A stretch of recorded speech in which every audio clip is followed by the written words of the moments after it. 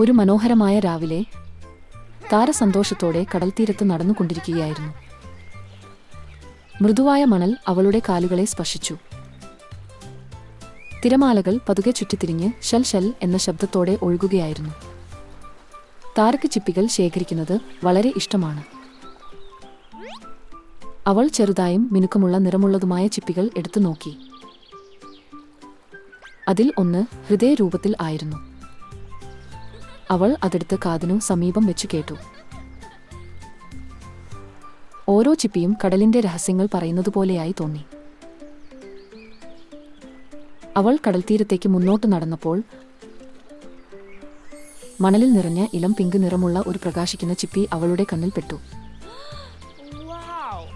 ഓ, താര അതിനെ ആശ്ചര്യത്തോടെ എടുത്തു നോക്കി. അപ്പോൾ ഒരു ചെറിയ ശബ്ദം കേട്ടു. എന്നെ കണ്ടതിന് നന്ദി.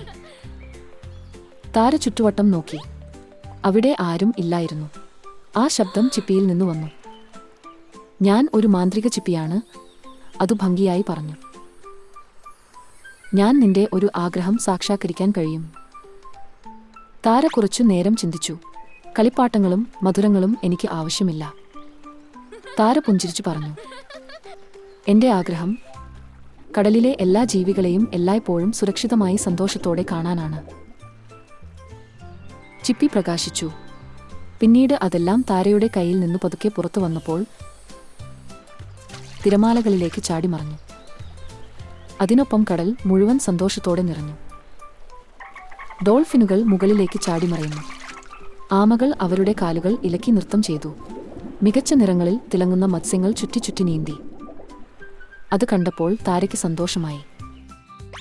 ആ രാത്രിയിൽ താര കിടക്കയിൽ കിടക്കുമ്പോൾ കടൽക്കാറ്റ് അവളുടെ ജാലകത്തിലൂടെ പതുക്കെ അകത്തേക്ക് കയറി.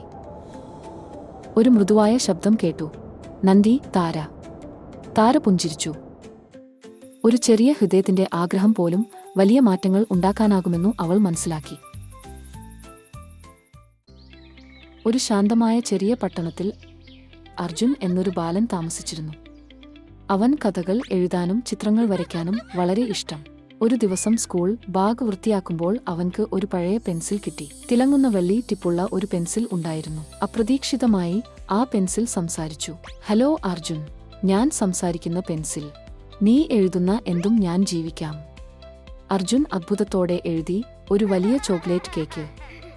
ഉടൻ തന്നെ ഒരു രുചികരമായ കേക്ക് അവന്റെ മുന്നിൽ പ്രത്യക്ഷപ്പെട്ടു. അടുത്ത ദിവസം പെൻസിൽ പതുക്കെ പറഞ്ഞു. അർജുൻ, എന്നെ നല്ല കാര്യങ്ങൾക്കു മാത്രം ഉപയോഗിക്കണം. അല്പദിവസങ്ങൾക്കു ശേഷം അർജുൻ സ്കൂൾ ലൈബ്രറിയിൽ ഒരു പഴയ പുസ്തകം കണ്ടു. അത് തുറന്ന ഉടൻ പുസ്തകം പ്രകാശിച്ചു. ഞാൻ ഒരു മാന്ത്രിക പുസ്തകമാണ്, ലോകത്തിന്റെ എല്ലാ ജ്ഞാനവും എന്നിൽ ഉണ്ട്. നീ എന്നെ വായിച്ചാൽ നിന്റെ കഴിവുകൾ ശരിയായി ഉപയോഗിക്കാൻ ഞാൻ പഠിപ്പിക്കും, പുസ്തകം പറഞ്ഞു. പക്ഷേ അർജുൻ അത് ശ്രദ്ധിച്ചില്ല. അവൻ പെൻസിൽ ഉപയോഗിച്ച് എല്ലാ ദിവസവും മിഠായി, കളിപ്പാട്ടം, കളികൾ ഉണ്ടാക്കി. അവന്റെ സുഹൃത്തുക്കൾക്ക് അസൂയ തോന്നാൻ തുടങ്ങി. അർജുനും സന്തോഷമുള്ളവനല്ലായിരുന്നു. ഒരു സായാഹ്നത്തിൽ മായാബുക്ക് സ്നേഹത്തോടെ പറഞ്ഞു. അർജുൻ, യഥാർത്ഥ സന്തോഷം മായാജാലത്തിൽ നിന്നു വരുന്നില്ല. അത് പങ്കിടുന്നതിലും പഠിക്കുന്നതിലും പ്രയത്നിക്കുന്നതിലുമാണ്. നിന്റെ പെൻസിൽ നിന്നെക്കാൾ മറ്റുള്ളവർക്കും സഹായിക്കാൻ ഉപയോഗിച്ചാലോ? അർജുൻ ആലോചിച്ചു. അടുത്ത ദിവസം അവൻ പെൻസിൽ കൊണ്ട് നല്ല കാര്യങ്ങൾ വരച്ചു.